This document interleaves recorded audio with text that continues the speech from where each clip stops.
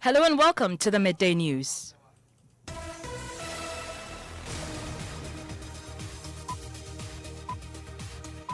The news is live from our studios at Kukumlimbe. Join 99.7 FM in Accra. In Kumasi, we are live on Love 99.5 FM and affiliates across Ghana's 16 regions, including ATL FM, Cape Coast, Kekeli Radio Ho, and Radio Max, Takrady. Better still, download the My Joy Online app from the Play Store and App Store to listen live around the world. And coming up, minority in Parliament takes on President Akufo-Addo, accusing him of illegality in the recruitment of CEOs for state enterprises without recourse to the Public Services Commission.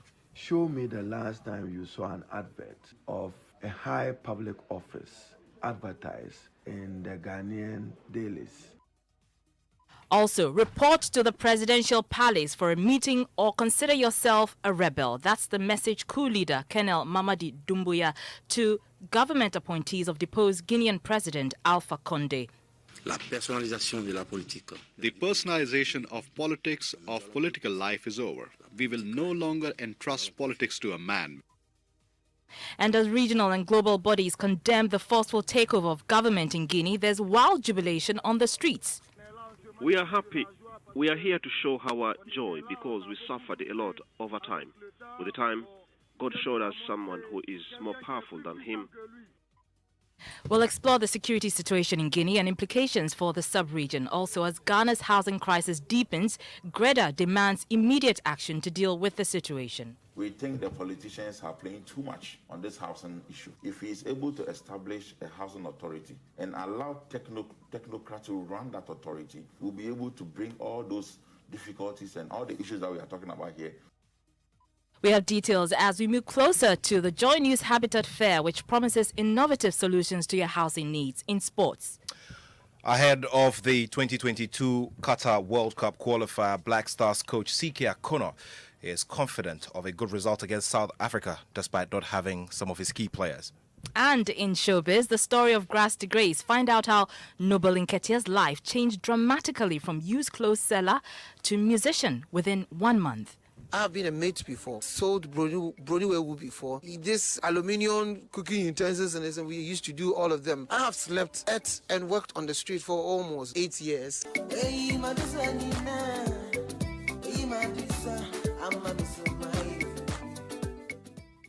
You want to stay for details? I'm Arba Kumson. Thanks for choosing us. We are your home of independent, fearless and credible journalism.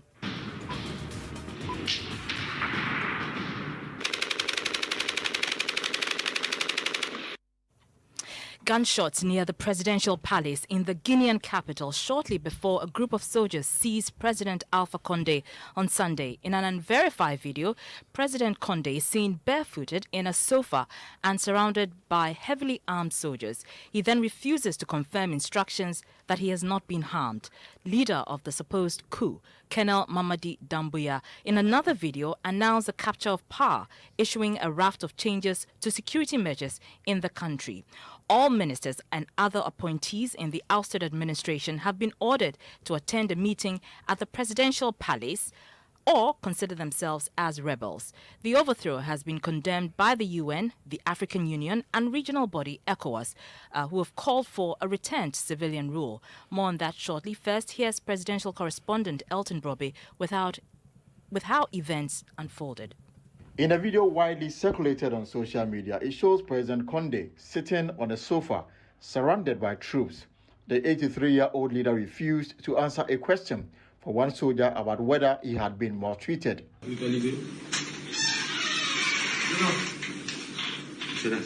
The nation of 13 million people, one of the world's poorest countries despite boasting significant mineral resources, has long been beset by political instability. Earlier on Sunday, residents of the capital, Conakry, reported hearing heavy gunfire. Some have suggested the unrest may have started after the dismissal of a senior commander in the special forces, provoking some of its highly trained members to rebel. The head of Guinea's military special force, Lieutenant Colonel Mamadi Doumbouya, later appeared on public television, dropped in the national flag, saying government mismanagement prompted a coup. La personnalisation de la politique. The personalization of politics, of political life is over. We will no longer entrust politics to a man. We will entrust it to the people. We come only for that. It is the duty of a soldier to save the country. The only thing that motivates us is that we are going to put in place a system that does not exist, and we must all build this system together. The protest follows a long period of political tension in Guinea, first spurred by Condé's highly contested bid for a third presidential term last year. News of the coup sparked celebrations in some parts of the capital, where hundreds of people applauded the soldiers. We are happy. We are here to show our joy because we suffered a lot over time. With the time, God showed us someone who is more powerful than him. Above all, is patience. We have been patient. I am very, very happy. We went out for the joy. We are very happy with what we had and what we saw. The most recent presidential polls in Guinea in October 2020 was marred by violence and accusation of electoral fraud. Condé won a controversial third term, but only after pushing through a new constitution in March 2020, allowing him to sidestep the country's two-term limit. Dozens of people were killed during demonstrations against a third term for Condé, often in clashes with security forces. Hundreds more were arrested. Condé was proclaimed president on November 7 last year, despite his main challenger, Celo Diallo, and other opposition figures denouncing the election as a sham. The government cracked down, arresting several prominent opposition members for their alleged role in abetting electoral violence in the country. Condé, a former opposition leader himself, who was at one point imprisoned and sentenced to death, became Guinea's first democratically elected leader in 2020, winning re-election in 2015. He survived an assassination attempt in 2021. In recent years, however, he has been accused of drafting into authoritarianism. Well, the question on the lips of many is, who is Colonel Mamadi Doumbouya, the man in charge of Guinea now? Here are some answers. Little is known about Colonel Doumbouya's early life, except that he is a Malenka, just like President Condé, and hailed from Guinea's eastern Kankan region. He was based in Frankfurt, Western Guinea, where he served under the Bureau of Territorial Surveillance and the General Intelligence Services. Colonel Doumbouya reportedly attended the War College in Paris, France. He has served 15 years of military experience that includes operational missions in Afghanistan, Ivory Coast, Djibouti, Central African Republic, and close protection in Israel, Cyprus, United Kingdom, and Guinea. The colonel is said to have completed the Operational Protection Specialist training at the International Security Academy in Israel, the unit commanders training course at Senegal's Infantry Application School, the Staff Officers training in Gabon's Staff College of Libreville, and at the War College in Paris. He served as a legionary in the French army until 2018, when President Condé asked him to return to Guinea to lead the GFS established that year.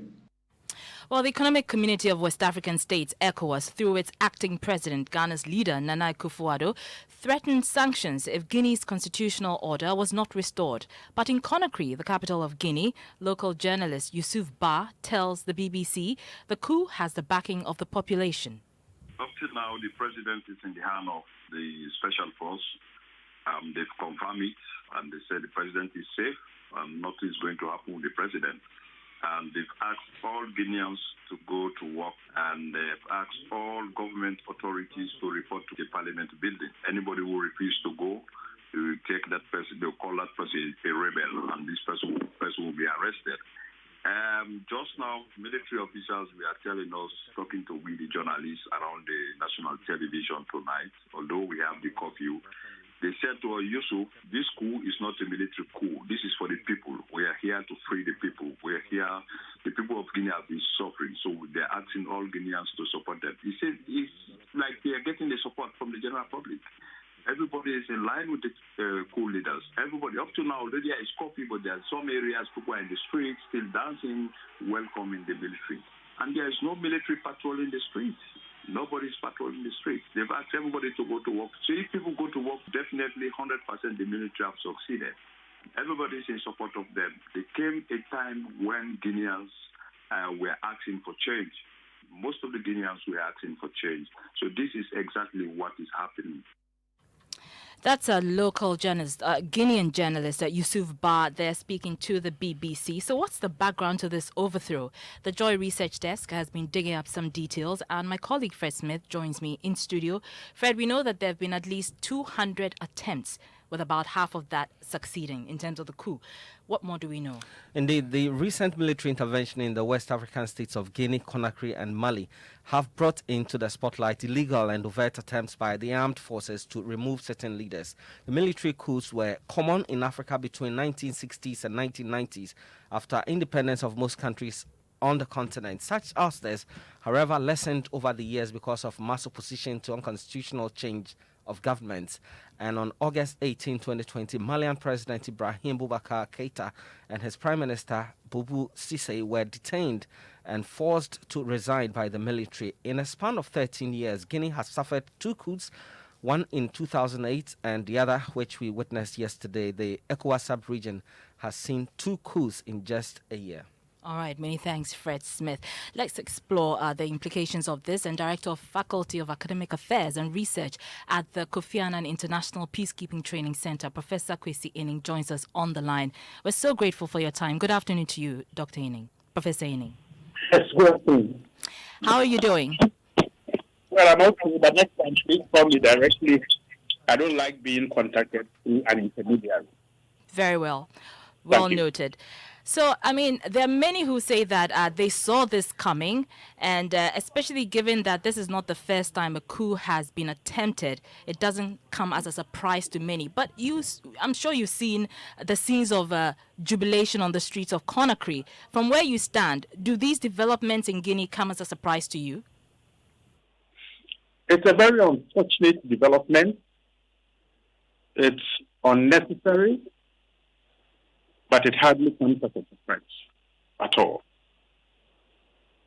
It was expected, and I think there have been multiple failures that contributed to the occurrence that we saw yesterday. And when you say multiple failures, what exactly do you mean by that? Well, I think it's because Guinea, as a signatory to ECOWAS and African Union documents with respect to democracy, rule of law, respect for human rights, and elections, consistently failed to fulfill or comply with the documents that they had signed on to and the values and the norms that they had signed on to.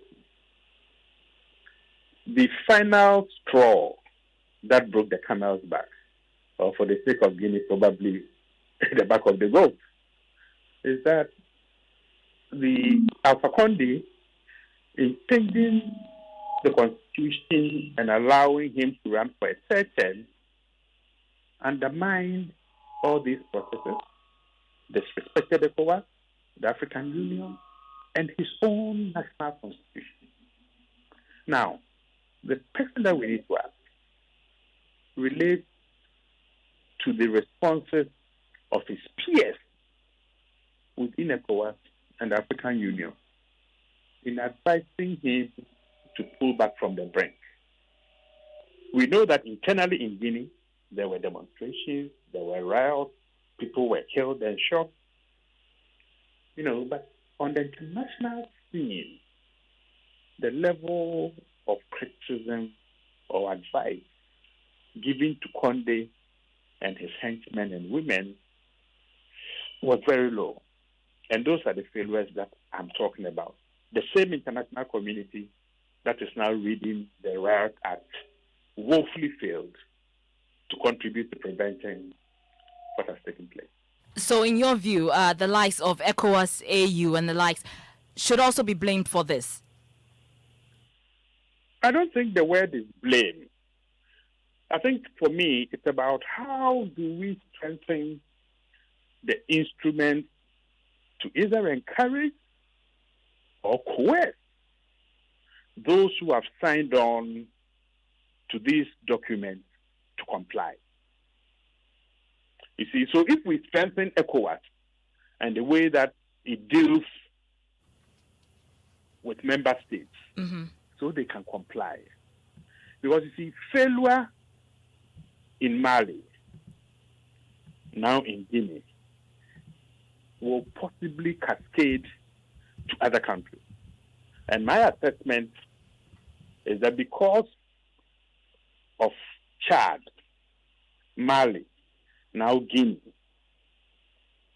there may be 2 or 3 other countries that may face a similar challenge.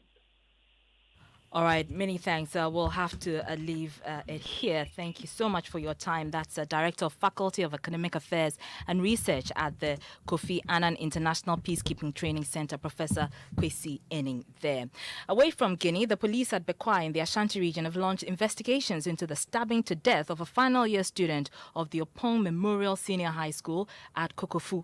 19-year-old Richard Appiah allegedly sneaked out of the boarding house to town in a group of other students. He was stabbed by yet-to-be-identified persons following confrontation with some townsfolk over an iPhone. He was pronounced dead upon arrival at the Ahmadiyya Muslim Hospital at Kokofu after being stabbed in the lower abdomen. Ohiming Teria is our man on the ground, and he joins us on the line. Ohiming, what more can you report?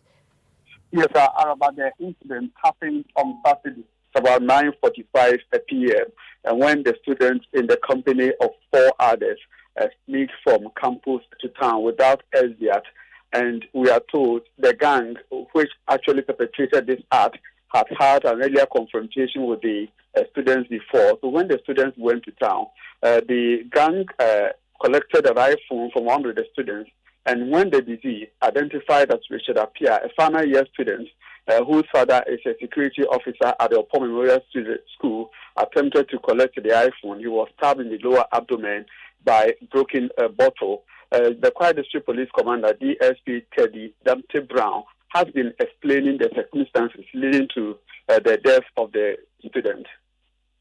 On the 4th of September, at about 11:45 p.m., police of Kokofu had a call that a young man, believed to be a student of Opong Memorial SHS, has been stabbed. So police went to the scene, and when they got there, it was realized that the body has been taken to Ahmadiyya Muslim Hospital. When police got there, they found the body lying on the floor at the hospital vicinity. When police asked what actually happened, police was told that a student called Richard Appiah was the one who was stabbed, and his father is the secretary of the said school. So that's Bekwai District Police Commander, DSP Teddy Damte Brown there. Earlier you heard our reporter Ohiming Teria with those details. Now, the minority in Parliament has taken on President Akufo-Addo, accusing him of violating the Constitution in the appointment of chief executive officers for state enterprises. According to the minority leader Haruna Idrisu, the lawfully constituted Public Service Commission responsible for the recruitment of such personnel has been sidelined by the presidency in the appointments. It describes the move as illegal, unconstitutional, and an affront to the rule of law. Show me the last time you saw an advert of a high public office advertised in the Ghanaian dailies. Chief executive positions, executive director positions were hitherto advertised openly, and the Public Services Commission was thoroughly engaged to fill in those vacancies. Under the 4 years of Nana Addo Dankwa, all those positions have been filled from the office of the president, not through competitive advertisement, inviting competent, qualified Ghanaians to fill in those positions. That is disappointing. We have at all times demanded openness and transparency into the recruitment process, and it's been reduced to another laughable venture. Minority Leader Haruna Idrisu there. And staying with Parliament, lawyers for the petitioners in the case challenging the citizenship of Asin North MP James Jachikwason say they are unfazed by the refusal of the Speaker of Parliament, Alban Bagbin, to declare the seat vacant. A Cape Coast High Court had ordered the conduct of fresh elections in the constituency after it found the MP unfit to hold office on grounds of his citizenship. Even though an appeal and a stay of execution have been filed by the embattled MP, a letter from the Court report to Parliament, had requested that the Speaker declare the seat vacant to allow for a by-election. The Speaker has, however, declined to do so, arguing that it could jeopardize the ongoing legal processes. Gary Nimako-Mafo is a member of the legal team of the petitioner. Show me the last time you saw an advert. On the 4th of September. What the Speaker of Parliament is saying does not derogate from legal principles because I'm aware of an appeal having been filed on the matter. I'm also aware of a stay of execution having been filed on the matter and serve on all the affected parties. To the extent that the appeal has not been determined, the stay has not been determined by the court, it will appear to me that any attempt probably to declare that seat vacant will be overreaching the Court of Appeal. So I don't think what he said is wrong. There is no confidence loss. What is happening or what is going on is only legal processes. When they go to High Court and they win, and the other party, who is agreeing feels that, well, they want to appeal, they have the right to appeal, and they've rightly done so. Gary Nimako-Mafo is lawyer for embattled Asin North MP James Jachi Kwesing. You're listening to the Midday News here on Joy 99.7 FM with me, Araba Kumsin. Our top story, report to the presidential palace for a meeting or consider yourself a rebel. That's the message coup leader Kenel Dumbaya to government appointees of deposed Guinean President Alpha Condé. Also, minority in parliament takes on President Akufo-Addo, accusing him of illegality in the recruitment of CEOs for state enterprises without recourse to the Public Services Commission. After the break, as Ghana's housing crisis deepens, Greta demands immediate action to deal with the situation. We think the politicians are playing too much on this housing issue. If he is able to establish a housing authority and allow technocrats to run that authority, we'll be able to bring all those difficulties and all the issues that we are talking about here. A month away, Vodafone Smart Serve is here! Yes, Smart Serve from Vodafone allows you to connect to super fast wireless internet anywhere and anytime at your own convenience. Whether home or office or on here, we move with seamless connectivity. Charlie, there's even more. Vodafone Smart Serve connect up to 32 devices. So now you can connect to the internet on your own terms, increase your productivity, make the most of the things that matter, and do so much more. Visit fbb.vodafone.com.gh or the nearest Vodafone shop today and get a Smart Serve device now. A world of exciting possibilities awaits. Vodafone. Together we can.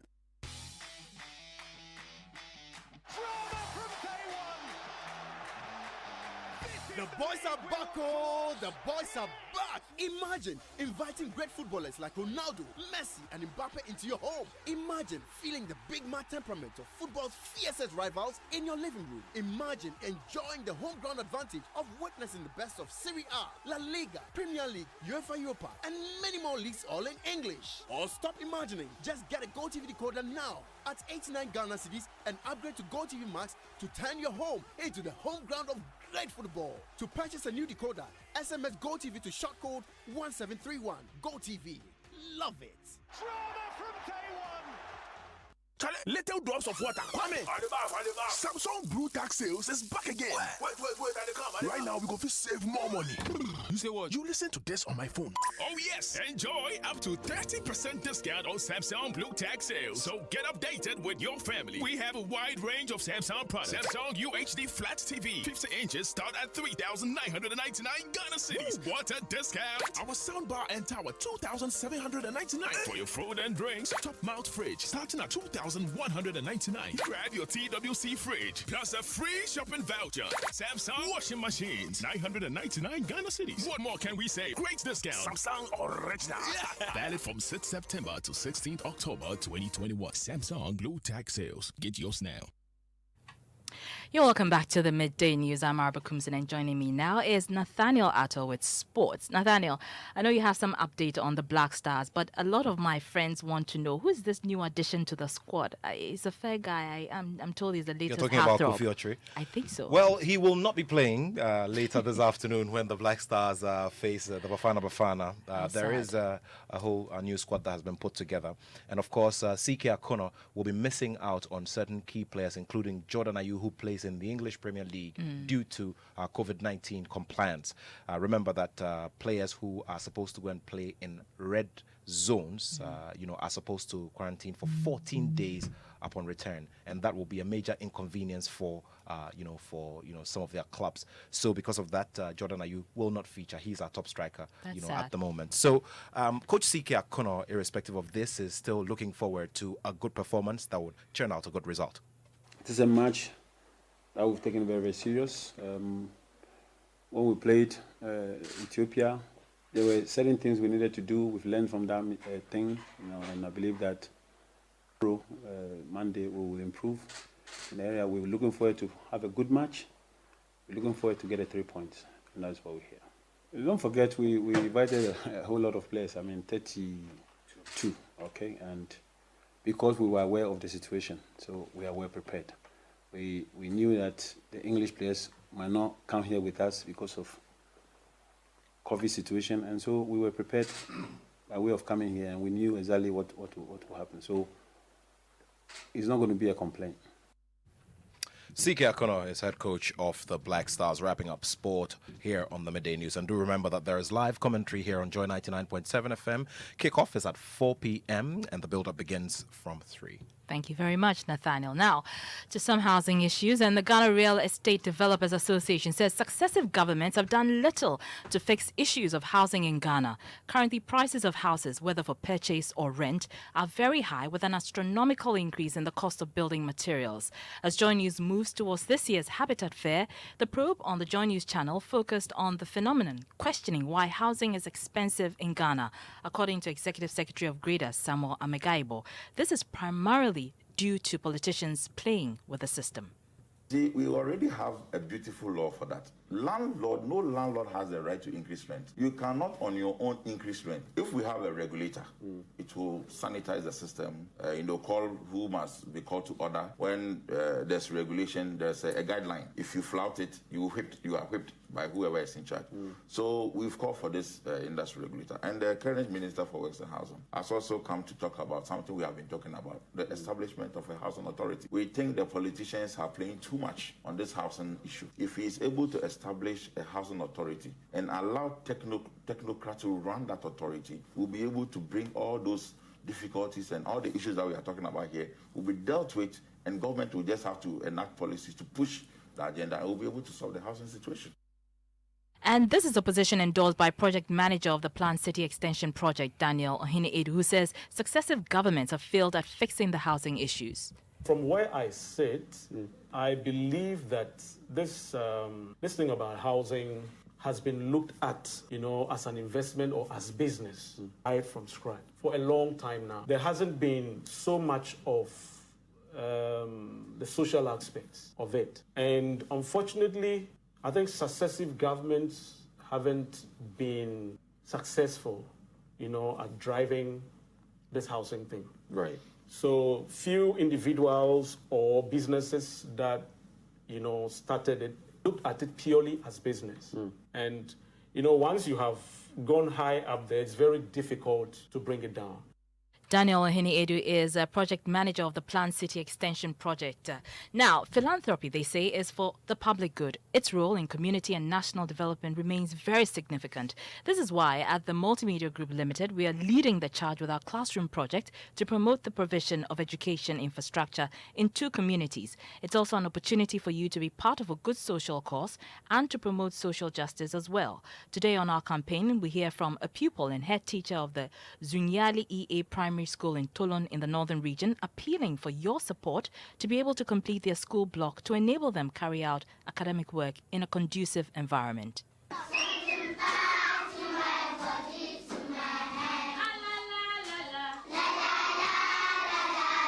My name is Munir Bawa. This is my school.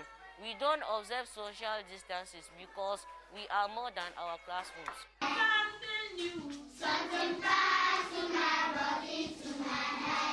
We need help to complete this project because I don't think the PTA will be able to complete it. So if any assistance comes in and help us complete this project, we'll be much grateful. These P3 is our staff common room, and at the same time at P1. So if we get a help complete this classroom, and then the teacher's office or staff common room will be much graceful. So you had a teacher and a pupil of the Zunyili EA Primary School in Toulon in the northern region. If you'd like to donate, please go to our social media platforms. You'll get all the numbers and where to, donate money towards. But it's time for entertainment, and we're talking about Noble Nketiah's life story, the story of grass to grace. Mapito. So he spent 8 years living on the streets. He was selling Obroniwewu. Yes, please. So he was on Up Close on The Reason Is Jesus with Fifi Fawson. Let's listen to his story. I've been a mate before, sold broniwewu before. This aluminium cooking utensils and we used to do all of them. I have slept, ate, and worked on the street for almost like 8 years. And during those times, one of the time when I was going to sell one of my broniwewu things, we go buy the bill, we come home and wash, and then we soak some scented flour overnight, and then use the water to rinse the things. Ooh. And then it smells very good. So you won't think that it's broniwewu. I see. They will tell you it's saw reject. One of these days I was washing when Maurice Babyface was walking by my house, and he heard me singing, and he stopped and was like, you have such a beautiful voice. Why are you wasting your time selling broniwewu with it? Stop washing and follow me to the studio and let's record. And like a joke, I just also stopped washing and I followed him to the studio. Inspiring life, the story of grass to grace of Noble Nketiah. But that's how we end the Midday News. Our top story, we brought you that story of the call by the coup leader of Guinea, Colonel Mamadi Doumbouya, to government appointees to report to the presidential palace. Also, minority in parliament, they've taken on President Akufo-Addo, accusing him of illegality in the recruitment of CEOs for state enterprises without recourse to the Public Services Commission. For more news, log on to myjoyonline.com. Up next is Living Word with Pastor Mensa Otable, and it's on the topic, God has not given us the spirit of fear. I'm Rabah Kumson. Have a good afternoon. If home is where the heart is, then let's go home, shall we? Let's go where the entertainment is, where the passion is, where the laughter is, and sometimes even the tears too. Let's go where we feel safe enough to share our opinions. And send tweets. Where we do that embarrassing little dance to our favorite song.